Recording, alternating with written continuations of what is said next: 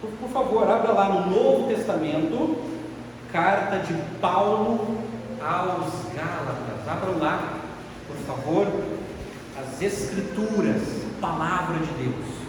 É muito importante e mantenha sempre aberta a Bíblia. Não feche para nada, por favor, senão eu vou entender que você não está interessado em ouvir a palavra de Deus. Então deixa aberto. Lá em Gálatas capítulo 2, e hoje, pela graça de Deus, começaremos um novo capítulo da carta de Paulo aos Gálatas. Pensa numa epístola abençoada, em que o Espírito Santo usou a vida do apóstolo Paulo para escrevê-la. Gálatas capítulo 2, quero fazer uma exposição hoje do verso 1 ao 10, muito importante. E hoje eu quero falar, é o assunto do texto, eu quero falar sobre a unidade e a pureza do Evangelho. Gálatas capítulo 2, podem abrir lá, por gentileza. Novo Testamento, Gálatas capítulo 2, versos de 1 a 10.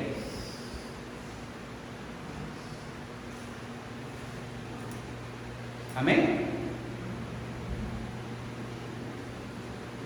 Acompanhe comigo a leitura da Escritura. 14 anos depois, fui outra vez a Jerusalém com Barnabé, levando também Tito. Fui em obediência a uma revelação, e lhes apresentei o evangelho que prego entre os gentios. Mas fiz isso em particular aos que pareciam de maior influência, para não correr ou ter corrido em vão. Mas nem mesmo Tito, que estava comigo, sendo grego, foi obrigado a submeter-se à circuncisão.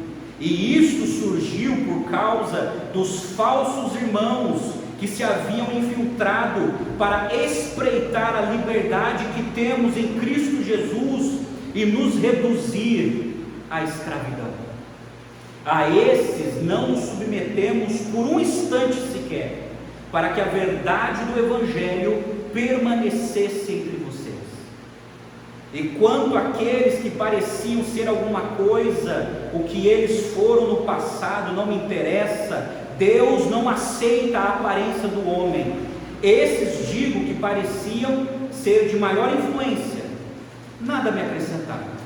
Pelo contrário, quando viram que me havia sido confiado o evangelho da incircuncisão, assim como a Pedro foi confiado o evangelho da circuncisão, pois aquele que operou eficazmente em Pedro para o apostolado da circuncisão, também operou eficazmente em mim para com os gentios.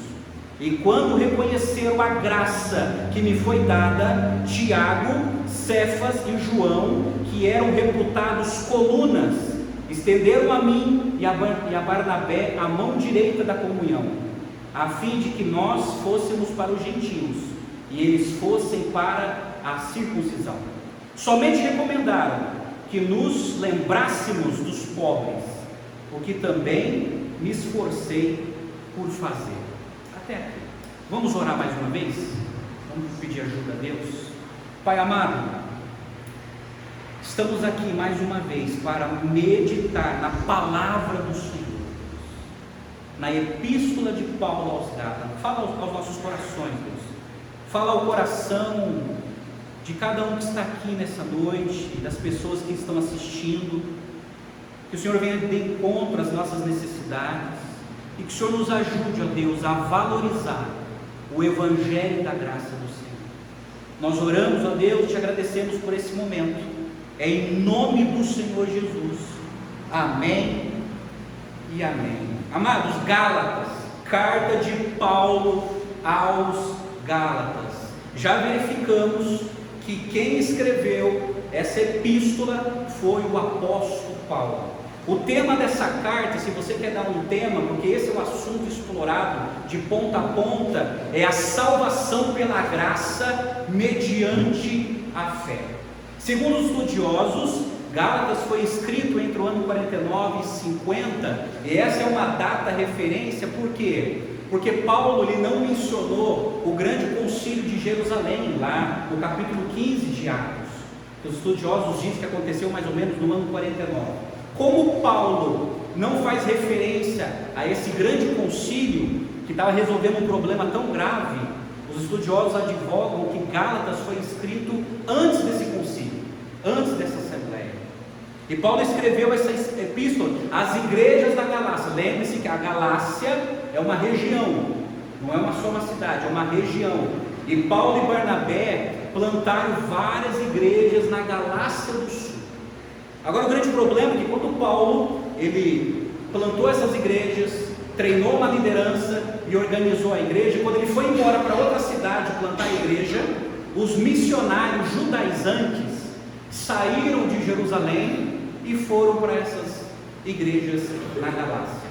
E qual foi a crise? Esses judaizantes estavam obrigando os gentios, os não judeus, a se circuncidarem, mas circuncisão não no sentido cultural entre os judeus, circuncisão como condição para a salvação. A circuncisão, só lembrando, foi um pacto que Deus fez com Abraão lá em Gênesis, e esse pacto seria para todo o povo de Israel. Porém, esse pacto foi restritamente para o povo de Israel e não para os gentios.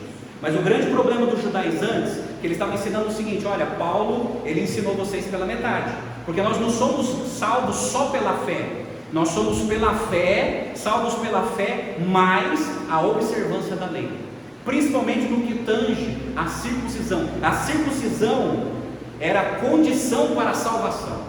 Aí Paulo, sabendo disso, aborrecido, ele escreve essa carta, uma carta-correção, para corrigir os gálatas que estavam abandonando o evangelho que Paulo tinha ensinado. Então, Gálatas provavelmente foi a primeira epístola que Paulo escreveu para uma região de igrejas.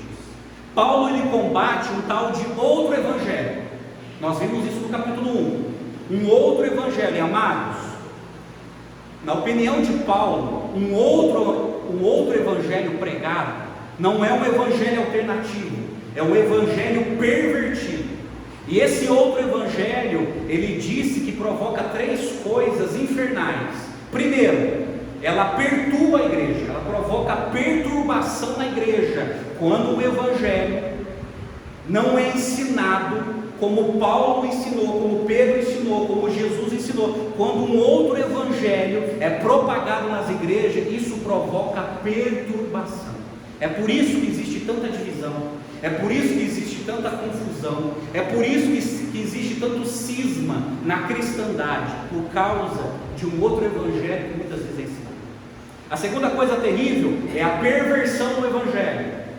Muita gente, como era no caso do tempo de Paulo, não conhece o evangelho porque foi pervertido. Muitas pessoas aprenderam um evangelho pervertido e não o verdadeiro evangelho. Agora, a terceira coisa terrível, gente, que um outro evangelho, Paulo deixa muito claro, é uma maldição na vida e na alma das pessoas. É por isso que em Gálatas capítulo 1, verso 8 e 9 ele diz que, ainda que nós, ou se um anjo do céu vos pregar um evangelho que vai além daquilo que nós ensinamos, que seja anátema. Anátema. A palavra anátema, meus amados, no grego é maldição. Maldição. Olha só, essa palavra ela era usada para indicar banimento divino, a maldição de Deus sobre qualquer coisa ou pessoa entregue por Deus ou em nome de Deus para destruição e ruína. Qual é o grande problema que Paulo está aqui indicando, que continua sendo hoje? Quando o evangelho pervertido é ensinado na cristandade ou nas outras igrejas, não é um evangelho alternativo, é uma maldição. É uma maldição que está sendo espalhada na vida das pessoas, e maldito quem está ensinando isso.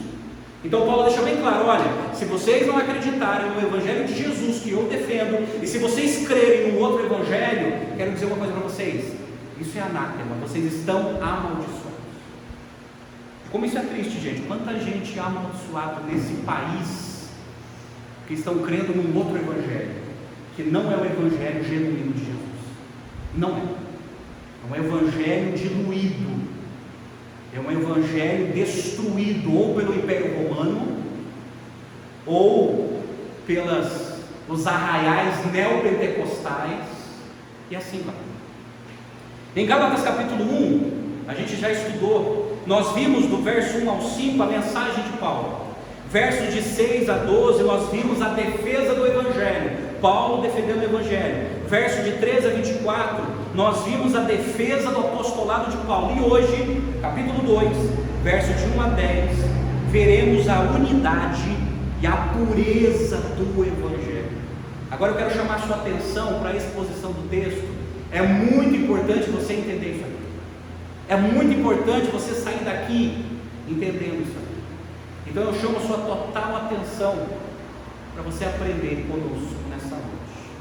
Olha o verso 1.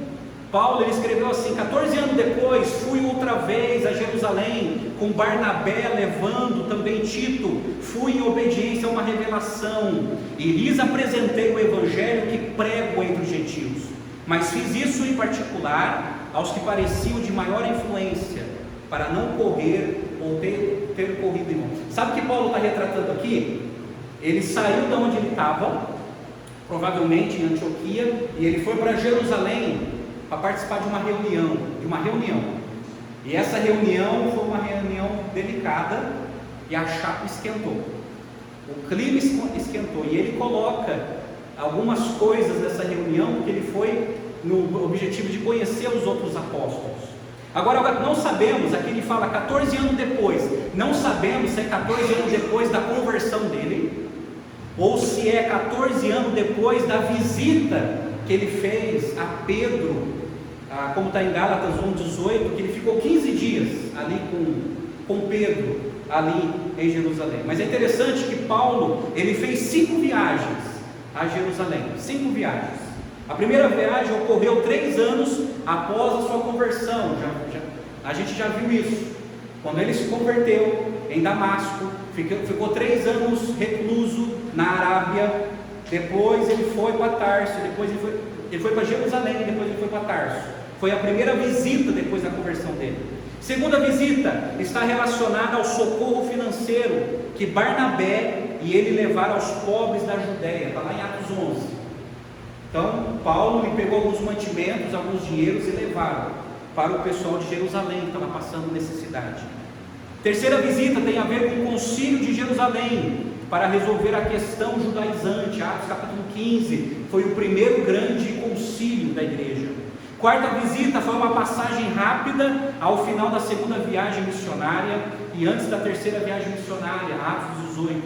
E a quinta viagem e a última visita de Paulo a Jerusalém aconteceu quando ele foi levar uma oferta das igrejas da Macedônia aos pobres da Judéia, ocasião em que ele foi preso.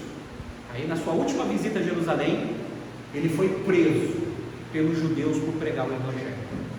Mas olha só, eu destaco 3 pontos importantes aqui, no verso de 1 a 2. Primeiro, os companheiros de Paulo. Os companheiros de Paulo foram Barnabé e Tito, na primeira viagem de Paulo, primeira viagem missionária. Barnabé era natural de Chipre e um dos primeiros cristãos que se converteram à fé cristã. Ele era companheiro do apóstolo Paulo. E Tito era o seu filho na fé.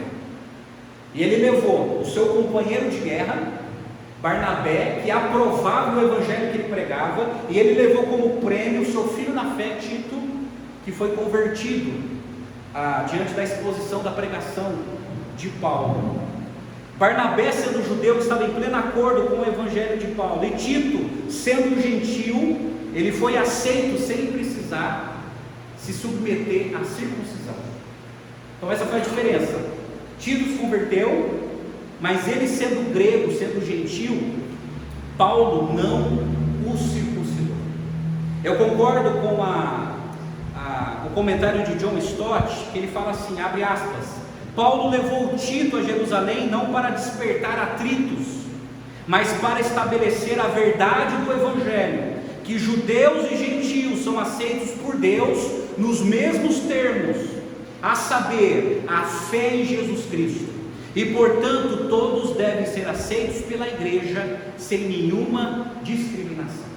Então Paulo levou Tito para mostrar para os apóstolos isso. Olha, ele se converteu, ele entendeu o Evangelho, ele recebeu o Espírito Santo, e ele não precisou ser circuncidado, ele não precisou se tornar judeu primeiro, para depois se tornar cristão. Mas nessa viagem fala sobre a motivação de Paulo, porque no verso 2 diz assim: subi em obediência a uma revelação.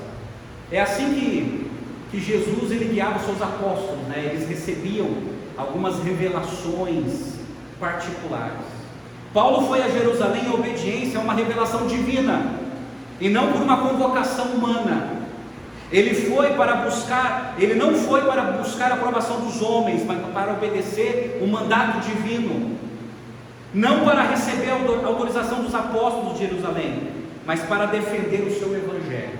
Ele foi para Jerusalém para expor para Pedro, Tiago e João o tipo de evangelho que ele ensinava. E esse foi o propósito, por isso que ele fala assim: e lhes expus o evangelho que prego entre os gentios, mas em particular aos que pareciam de maior influência, para de algum modo não correr ou ter corrido em vão.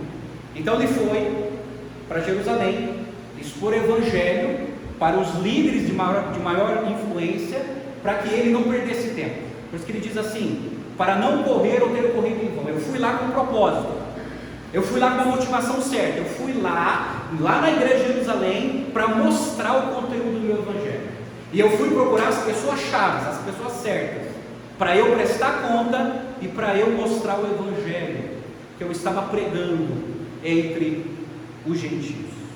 Mas na questão, gente, ele não estava esperando a aprovação, ele só queria mostrar para Pedro que o mesmo evangelho que Pedro pregava, ele também estava pregando em outras terras. Mas olha o verso 3. Aí aconteceu um problema na reunião. Olha o verso 3 na sua Bíblia. Mas nem mesmo Tito, que estava comigo, sendo grego, foi obrigado a submeter-se à circuncisão. E isso surgiu por causa dos falsos irmãos que se havia infiltrado para espreitar a liberdade que temos em Cristo Jesus e nos reduzir à escravidão. A esses não nos submetemos por um instante sequer, para que a verdade do Evangelho permanecesse entre vocês. Então aqui aconteceu mais ou menos assim: ele estava lá diante desses apóstolos, e parece que na reunião também estavam presentes os missionários judaizantes. E no contexto aqui parece que eles estavam ali, e parece que começou um debate na tentativa de que Tito também precisava ser circuncidado. E Paulo não, ele não precisa ser circuncidado. Mas eu destaco alguns pontos aqui. Primeiro, o evangelho pregado aos gentios é o mesmo pregado aos judeus. Paulo deixa bem claro que o mesmo evangelho que ele pregou para Tito era o mesmo evangelho que Pedro estava pregando em Jerusalém. Eu concordo, eu cito mais uma vez John Stott, quando ele fala assim: não existe um evangelho paulino, outro pedrino e outro joanino, como se fossem totalmente diferentes um do outro. Isso é um erro. Os apóstolos não se contradizem.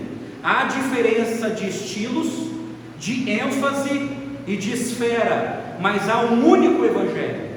Paulo evidenciou nessa passagem que estava de pleno acordo com os apóstolos de Jerusalém e estes com ele.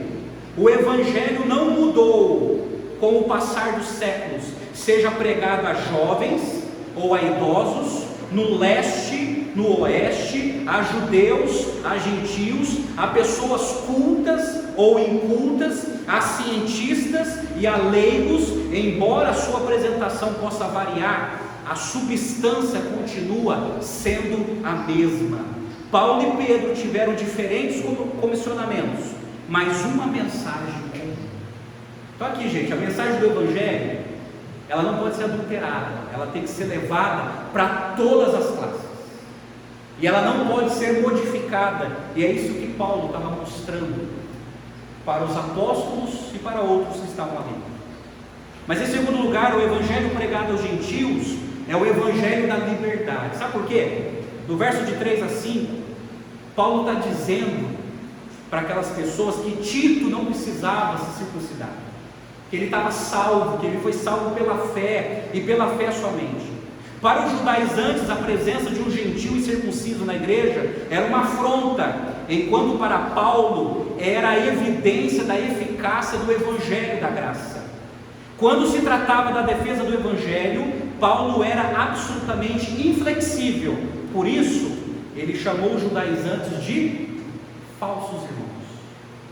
Agora aqui, gente, Paulo não poupa palavras. Ele está dizendo que falsos irmãos estavam espreitando a liberdade deles. Essa palavra espreitar, no grego, tem a ver com aquelas tropas do exército que eles iam invadir uma cidade e eles ficavam vendo as rachaduras de um muro, de uma muralha.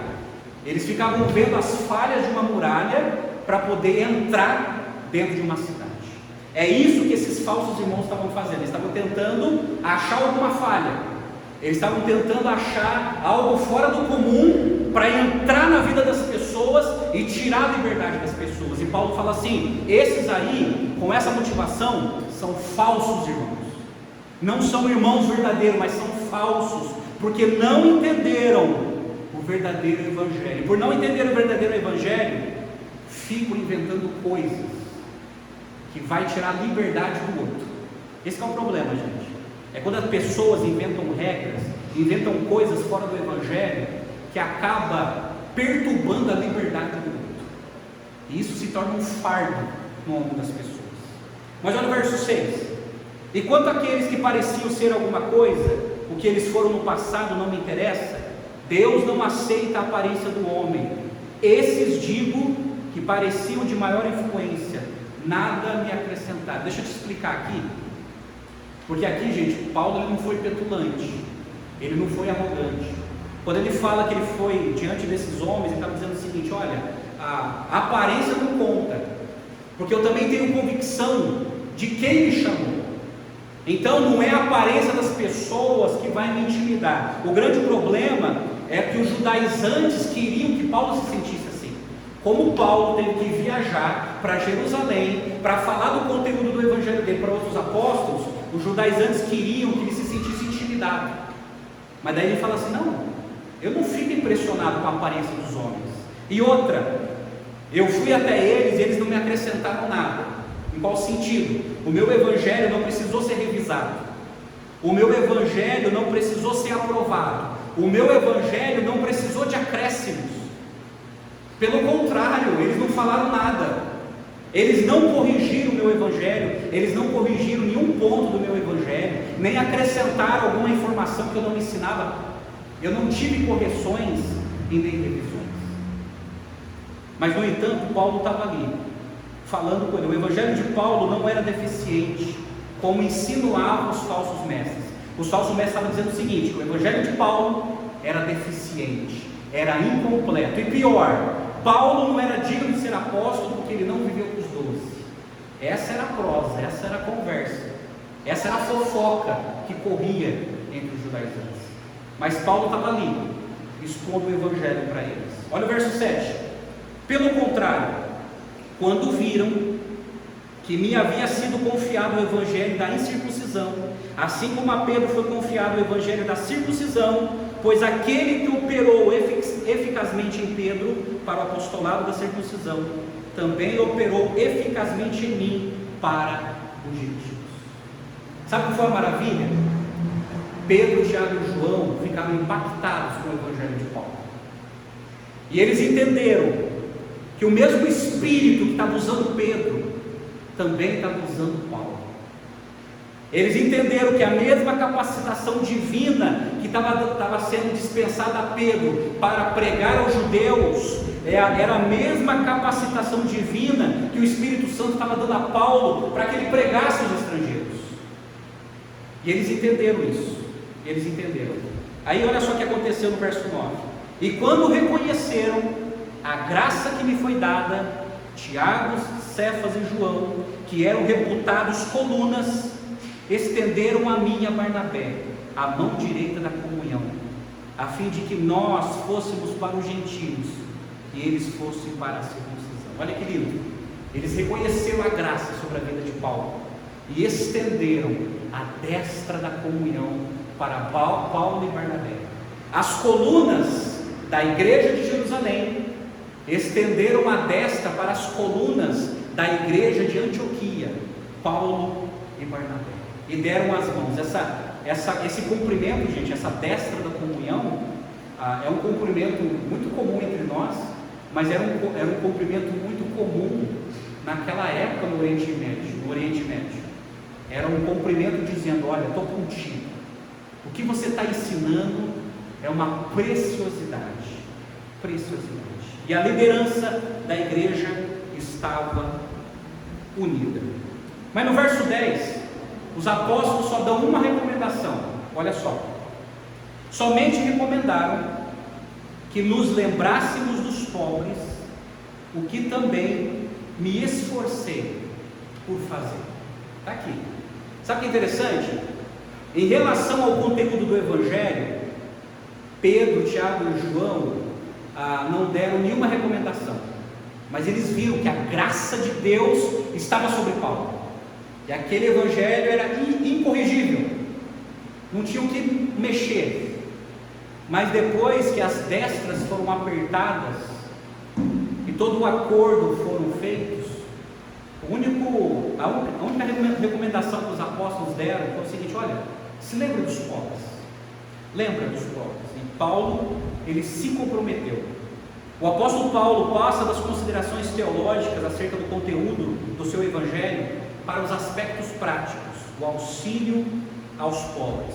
Essa foi a única recomendação dos apóstolos de Jerusalém para o apóstolo Paulo. Então, gente, essa foi a reunião.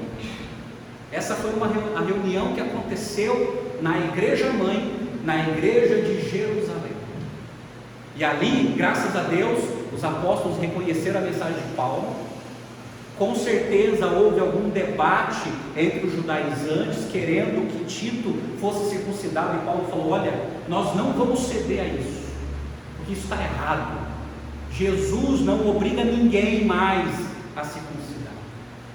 Mas o desfecho dessa reunião é que eles reconheceram a graça de Deus na vida de Paulo. Amém? Pois bem, a aplicação. Vamos à nossa aplicação. O que esse texto tem a nos ensinar, o que esse texto tem a nos mostrar, o que essa reunião tão inusitada que aconteceu lá em Jerusalém tem a nos ensinar. Então presta atenção nisso aqui. Primeira lição: há somente um evangelho. Existe somente um evangelho. Não existe vários evangelhos. Não existe evangelho segundo o espiritismo, evangelho segundo o mormonismo, evangelho segundo o darwinismo. Não, só existe um evangelho. O único, exclusivo e verdadeiro evangelho ensinado por Jesus e defendido por Paulo. Embora seja pregado a povos diversos, de épocas diferentes, de culturas diferentes, é o mesmo evangelho. Pedro, Tiago e João estenderam a mão direita da comunhão para Paulo em sinal de reconhecimento dessa verdade. Só existe um evangelho. E Pedro, ele ouviu e entendeu. Tiago ouviu e entendeu. E João também. Só existe um evangelho e não uma variedade de evangelhos ensinados. Não. Um evangelho. De tal maneira que quando você estuda Mateus, Marcos, Lucas, João, por mais que você vê posições de visões diferentes sobre alguns fatos, mas o conteúdo do evangelho que Jesus ensinou é a mesma. Existe só um evangelho. O que é evangelho, gente? que Cristo Jesus morreu pelos nossos pecados, ressuscitou ao terceiro dia, subiu aos céus, está à direita de Deus, virá para julgar os vivos e mortos, e quem crer nele será salvo de seus pecados, será perdoado, aceito por Deus e terá a vida eterna. Tudo isso somente pela misericórdia de Deus e sem as obras da lei. Esse é o Evangelho que a Bíblia ensina. Esse é o Evangelho que a Bíblia ensina. A questão, a pergunta que não pode calar é o seguinte: você conhece o Evangelho? O verdadeiro Evangelho? É por isso, gente, que Paulo, em 1 Coríntios capítulo 15, versos de 1 a 3, ele escreve algo muito importante para os cristãos de Corinto. Ele escreveu assim: irmãos, venho lembrar-lhes que o Evangelho que anunciei a vocês, o qual vocês receberam e no qual continuam firmes, por meio dele vocês também são salvos, se retiverem a palavra assim, tal como a preguei a vocês, a menos que tenham crido em vão. Antes de tudo entreguei a vocês o que também recebi. Olha só interessante que ele recebeu. Aí ele fala que Cristo morreu pelos pecados, segundo as Escrituras, e que foi sepultado e ressuscitou ao terceiro dia, segundo as Escrituras. Está aqui, gente, isso é o Evangelho puro e simples. Não tem que acrescentar, nem diminuir, nada. Paulo está dizendo: olha, gente, o que eu ensinei para vocês é o que eu recebi. Recebeu de quem? De Jesus. Eu também estudei com Jesus lá na Arábia. Fiquei recluso 3 anos. Ele apareceu para mim na estrada de Damasco. Fiquei recluso 3 anos aprendendo com ele. Olha, eu estou repassando para vocês o que eu aprendi. É interessante que o Evangelho de Paulo não tem nada mais, nada menos daquilo que Pedro e João já estavam ensinando.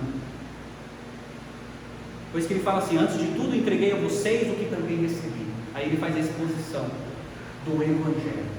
O Evangelho, amado, só existe um Evangelho. E esse Evangelho que tem poder para salvar vidas. É por isso que eu gosto da definição do pastor Silas Campos, pastor da Igreja Batista Central de Campinas.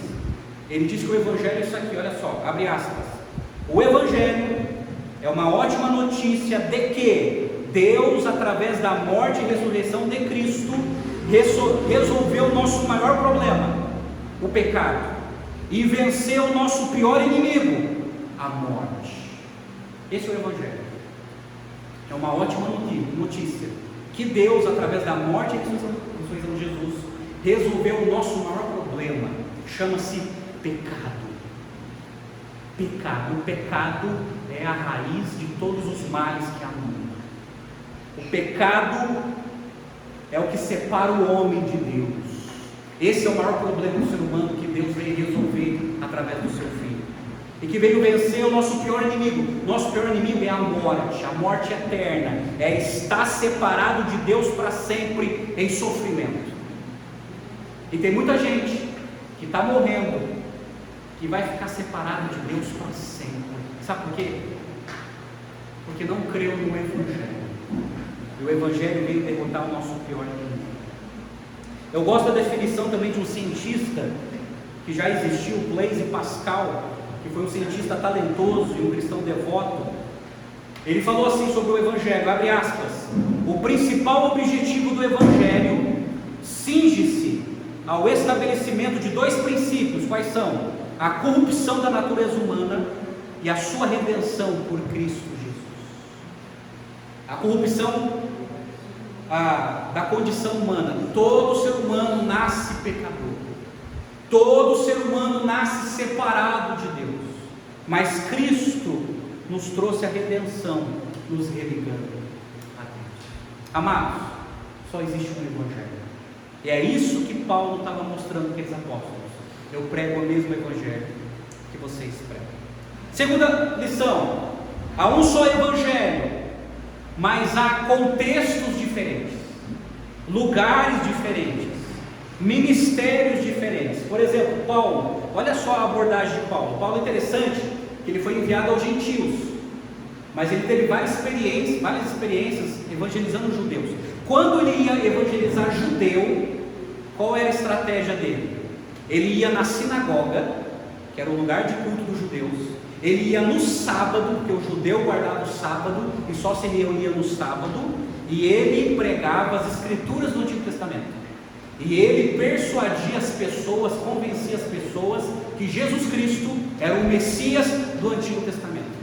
Essa era uma abordagem para quem quer alcançar judeu.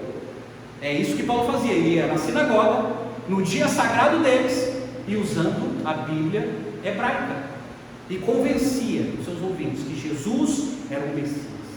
Agora, qual era a abordagem em relação aos estrangeiros, os gentios? Muitos gentios não sabiam quem era Abraão, Isaac e Jacó, não tinham acesso à Bíblia hebraica. Por exemplo, em Atos 17, ele vai para Atenas, a capital intelectual da época. Ele foi para Areópago, que era uma praça de debate.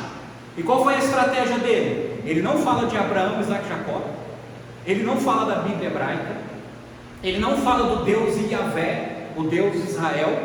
O que ele usa para conectar aquele povo? Ele fala sobre a natureza como criação de Deus, ele fala sobre a história da humanidade controlada por Deus, ele fala sobre a religiosidade dos gregos, e a partir daí ele apresenta Jesus para aquele povo.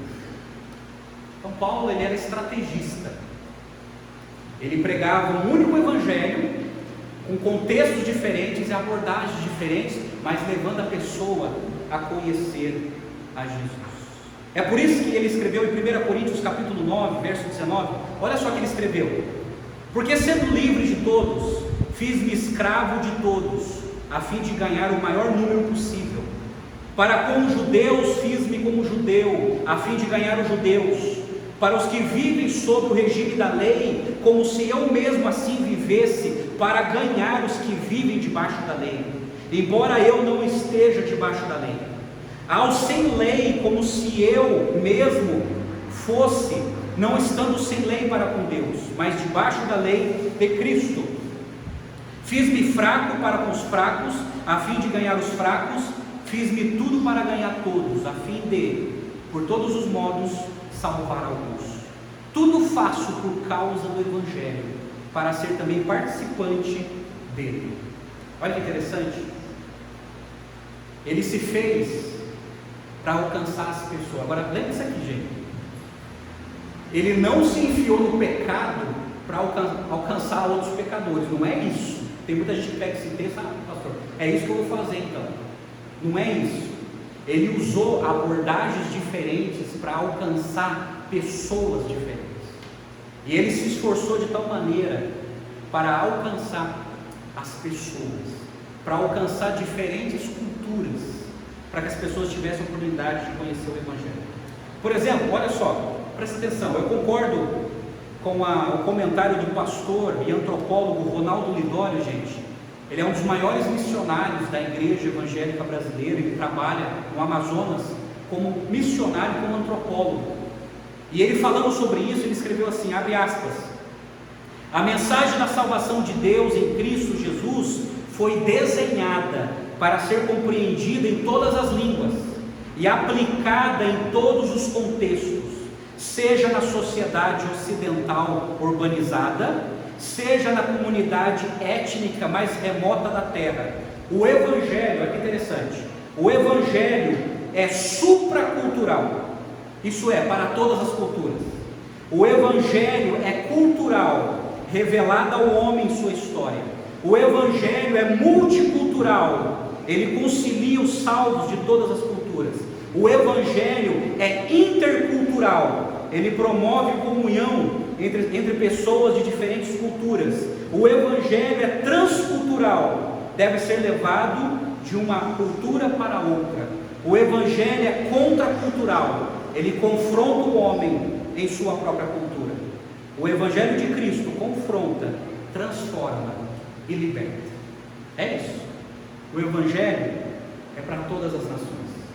Ao mesmo tempo que ela confronta, ao mesmo tempo ela redime uma cultura, ao mesmo tempo ela se adapta a uma cultura que não afronta o Evangelho, mas o Evangelho é levado para diferentes contextos.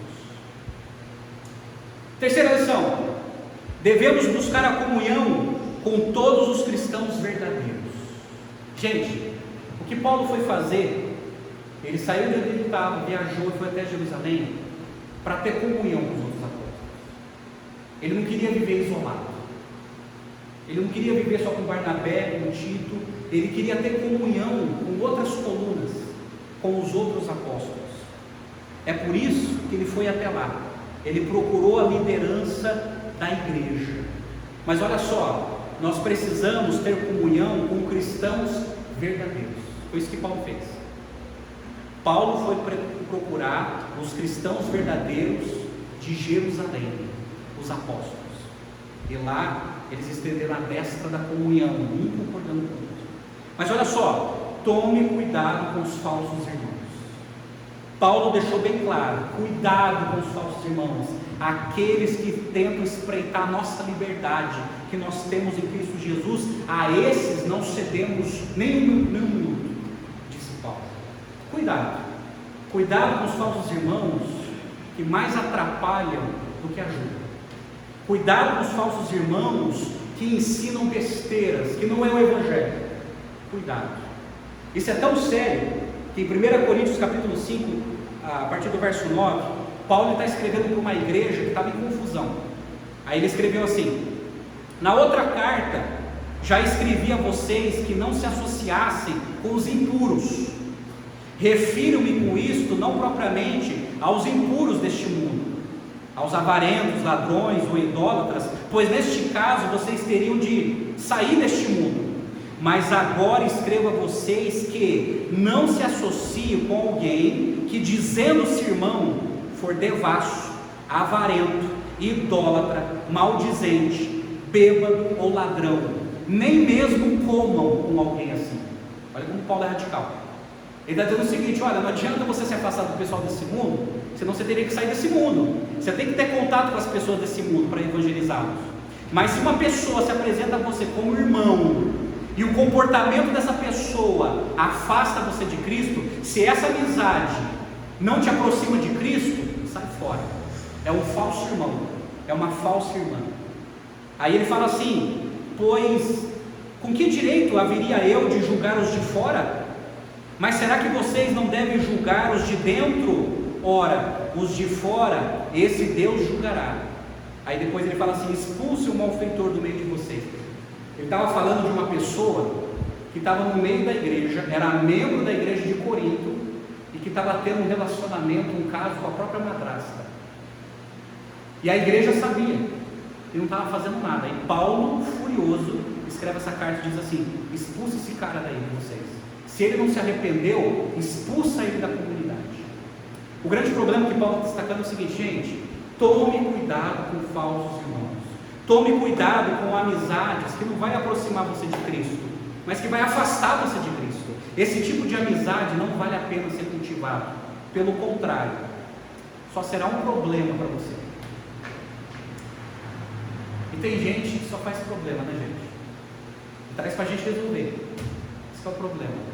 Aí eu não estou falando, gente, na questão de irmandade. Na questão da irmandade a gente precisa se ajudar. Mas eu falo de falsos irmãos que aprontam na vida, arranjam um problema e depois quer que você seja contemplado para resolver o problema dele.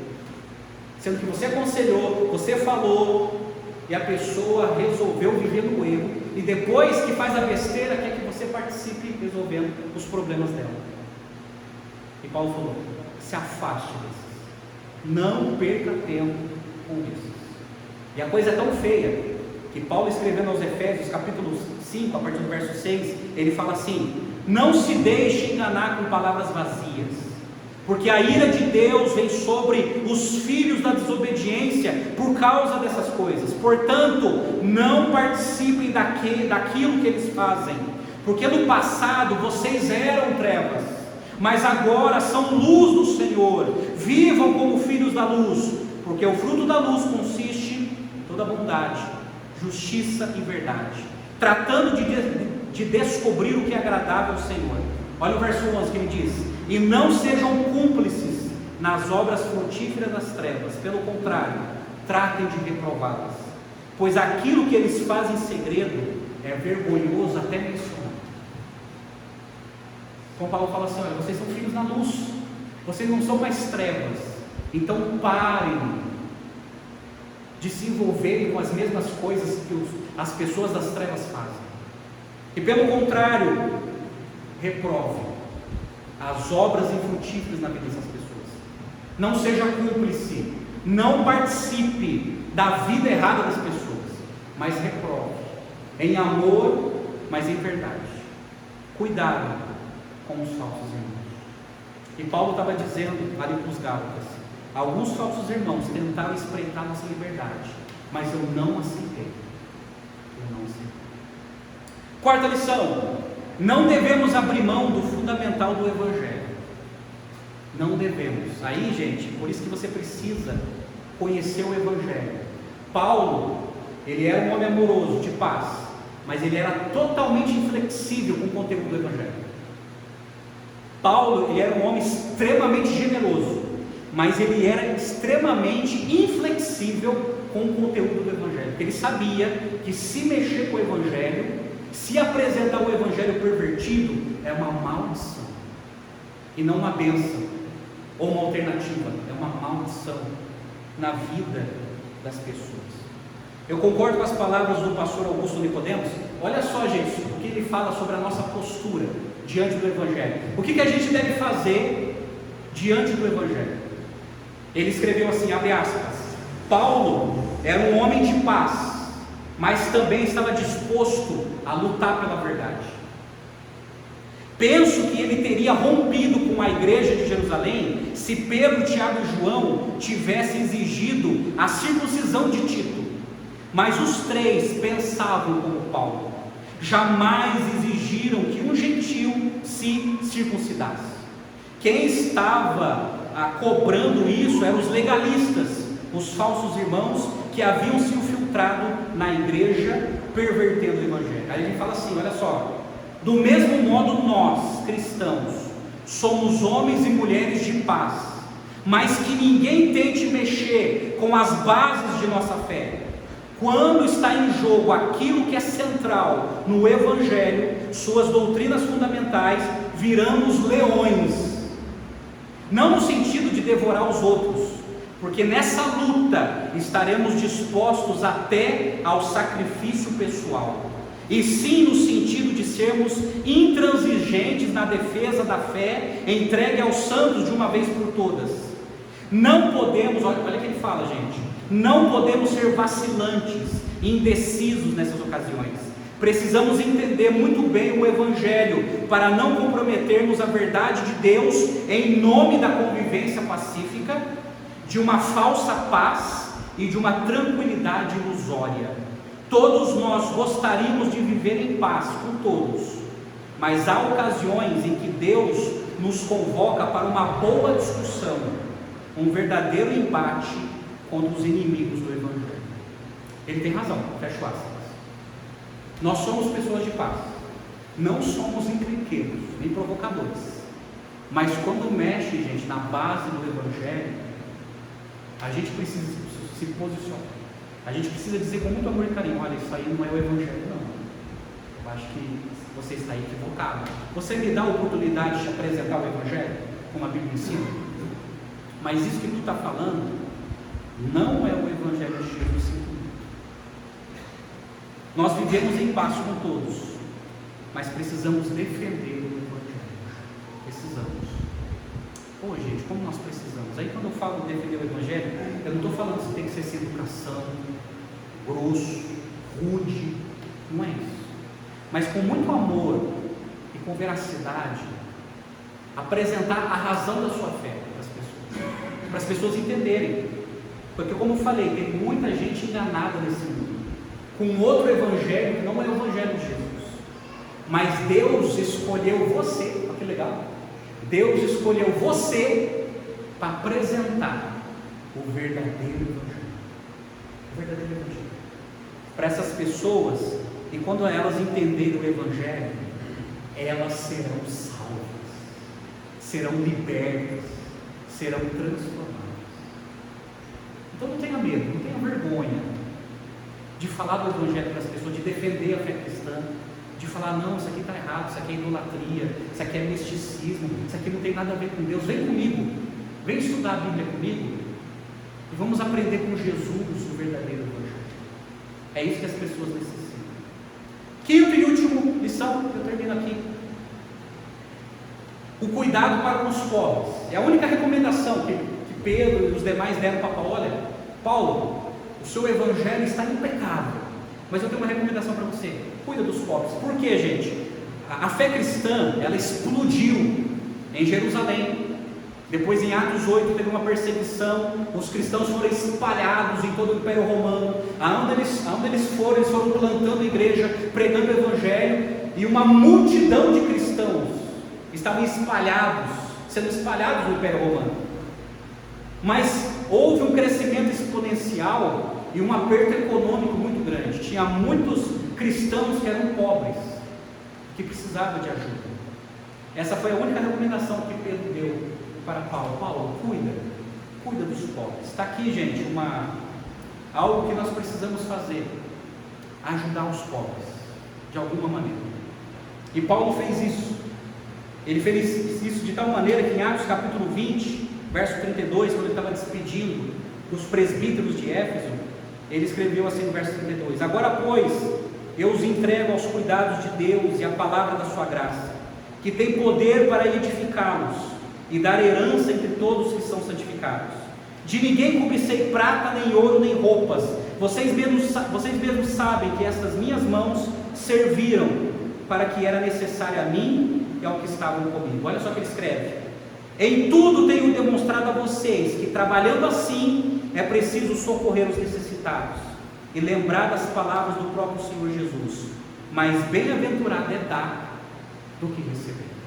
Olha que lindo: mais bem-aventurado é dar do que receber. Então, nós precisamos aprender a dar, em vez de ficar querendo só receber.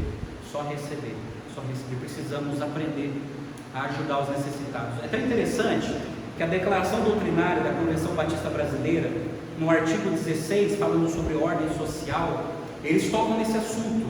Qual é o papel da igreja diante da sociedade? Eles escreveram assim: como sal da terra e luz do mundo, o cristão tem o dever de participar em todo esforço que tende ao bem comum da sociedade em que vive. Entretanto, o maior benefício que pode prestar é anunciar a mensagem do Evangelho. O bem-estar social e o estabelecimento da justiça entre os homens dependem basicamente da regeneração de cada pessoa e da prática dos princípios do Evangelho na vida individual e coletiva. Todavia, como cristãos, devemos estender a mão de ajuda aos órfãos, viúvas, anciãos, aos enfermos e a outros necessitados, bem como a todos aqueles que foram vítimas de quaisquer injustiça e opressões. Isso faremos no espírito de amor, jamais apelando para quaisquer meios de violência ou discordantes das normas de vida expostas no Novo Testamento. Está aqui: a maior necessidade da sociedade é o Evangelho. Mas diante da comunicação do Evangelho, nós precisamos ajudar as viúvas, os órfãos, os anciãos, os enfermos e aos necessitados. A igreja, de alguma forma, precisa ajudar essas pessoas. É por isso, meus amados, eu vou terminar com isso. É por isso que nós sonhamos em implantar aqui um projeto social. Um projeto social para atender também esse mandamento de ajudar as pessoas. Ou ajudar as pessoas através da área da educação. Tem alguns professores aqui na nossa igreja. Ou ajudar na hora da saúde, tem alguns agentes da área da saúde.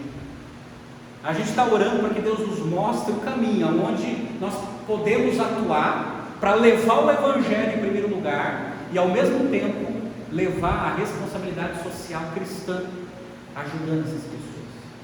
Porque essa foi a preocupação de Pedro. Pedro falou assim para Paulo: o seu conteúdo está belo. Esse é o Evangelho que Jesus mostrou para mim, e eu estou convicto que mostrou para ti. Mas lembra uma coisa, lembra dos pobres? Ajuda os pobres, ajuda os nossos irmãos, ajuda-os. Que Deus nos ajude a cumprir com esse papel também. Ajudar as pessoas que necessitam as pessoas que tanto precisam. Agora olha só, eu termino com a palavra do pastor Hernandes Dias Lopes. A gente precisa tomar cuidado. Olha o cuidado que ele destaca. Evangelização sem ação social gera pietismo alienado. A ação social sem evangelização produz um assistencialismo humanista e só. Ao longo dos séculos, o Evangelho de Cristo tem sido um fator inspirador para as maiores obras sociais do mundo, criando hospitais, escolas, asilos e dezenas de instituições que cuidam do ser humano de forma integral. É verdade, gente. É a igreja cristã que já construiu universidades, escolas, hospitais. Por exemplo, a nossa denominação, ela trabalha muito com uma instituição chamada Lar Batista para ajudar crianças. A nossa denominação trabalha também com a missão Cristolândia, plantando uma missão em cada cracolândia que existe no nosso país para ajudar os dependentes químicos. É isso aí. A igreja, ela precisa atuar, ela precisa pregar o verdadeiro evangelho e ao mesmo tempo demonstrar o amor cristão através da ação social. Amém, gente? Eu gostaria que diante de tudo isso você pensasse na sua missão. O que você faz para o reino de Deus? Como que você tem ajudado as pessoas pregando e servindo? Não é só servindo, como o pastor Hernandes falou, só dar comida vira assistência social humanista, que só pensa no corpo. As duas coisas andam juntas, a pregação do evangelho, você falando de Jesus e você oferecendo o prato de comida, você oferecendo o que a pessoa necessita, mas sempre conjugado com a mensagem do evangelho. Você não vira assistencialismo humanista marxista só. É você conjugando as duas coisas, falando o evangelho, que pode salvar a pessoa e ao mesmo tempo suprir as necessidades existenciais daquela pessoa. A minha oração é que Deus nos use nessa área também. A minha oração é que Deus nos abençoe e que Deus fale ao seu coração naquilo, na área que você pode servir. O que você pode fazer na área da educação? Alfabetizando outras pessoas, treinando outras pessoas, ensinando outras pessoas, defendendo outras pessoas, ajudando outras pessoas. O que você pode fazer? A minha oração é que Deus nos use com poder e glória. Amém? Vamos orar? Vamos orar mais uma vez? Por gentileza. Pai amado, ajuda-nos, ó Deus, a preservar o verdadeiro evangelho. Livra-nos, ó Deus, de sermos falsos irmãos na tentativa de perverter o evangelho. Ó Deus, tem misericórdia de nós e ajuda-nos a defender o verdadeiro evangelho, como Paulo fez, ó Pai. E ajuda-nos, ó Deus, capacita-nos para que possamos ajudar aqueles que estão em necessidade, Pai. Usa a nossa vida, Pai. Usa os nossos recursos. Usa, Senhor, a nossa formação. Usa, Senhor, os nossos talentos, as nossas habilidades para ajudar aqueles que estão necessitados. Mas também usa a nossa boca, ó Deus, para pregar o evangelho. Faça de nós, ó Deus, pregadores do evangelho, para que possamos contemplar almas sendo convertidas para o Senhor. Nós oramos, ó Deus, e colocamos a nossa vida diante de Ti. Nós oramos em nome do Senhor Jesus. Amém e amém.